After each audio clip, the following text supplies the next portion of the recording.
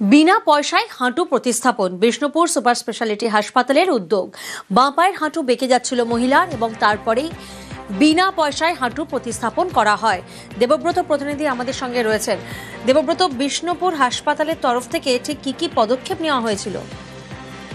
একদমই প্রিয়াঙ্কা, দেখো, বলা চলে যে ব্যাপক সাফল্য বিষ্ণুপুর জেলা হাসপাতালের।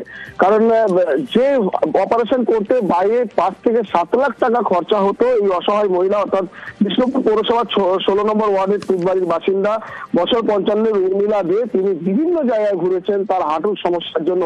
পা বেঁকে গিয়েছিল, অবশেষে বিষ্ণুপুর হাসপাতালের দ্বারস্থ হয়।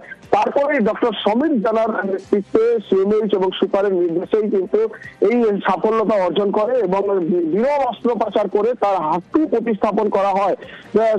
হাসপাতাল থেকে জানানো হচ্ছে যে সরকারি হাসপাতালের উপর মানুষের যেন আস্থা না উঠে।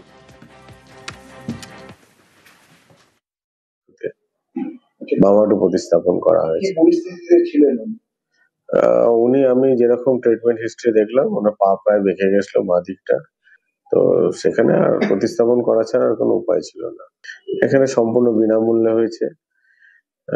আমাদের সিএমএইচ সাহেব যথেষ্ট উৎসাহ দিয়েছেন এবং উনি ইমপ্ল্যান্ট সরবরাহ করাতে বিনামূল্যে।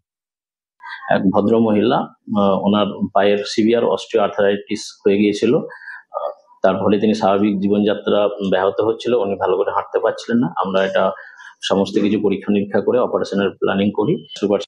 আমার মায়ের মেইনলি হাঁটুর প্রবলেম, পাটা পুরো বেঁকে গেছিল, দুটো পায়ে বেঁকে গেছে। এখন আপাতত একটা অপারেশন হয়েছে, আবার কিছুদিনের মধ্যে আবার একটা। আমি বিভিন্ন জায়গায় দেখেছি, বাঁকুড়া, বিষ্ণুপুর, দুর্গাপুর। আমার মেনলি বাড়ি বিষ্ণুপুরে, অনেক জায়গায় দেখিয়েছি, কোথাও কাজ হয়নি।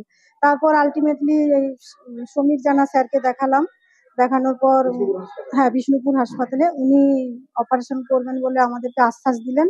তো আমরা সাহায্য অনেক পেয়েছি, উনি অপারেশন করেওছেন আর আমার মা এখন ভালো আছে।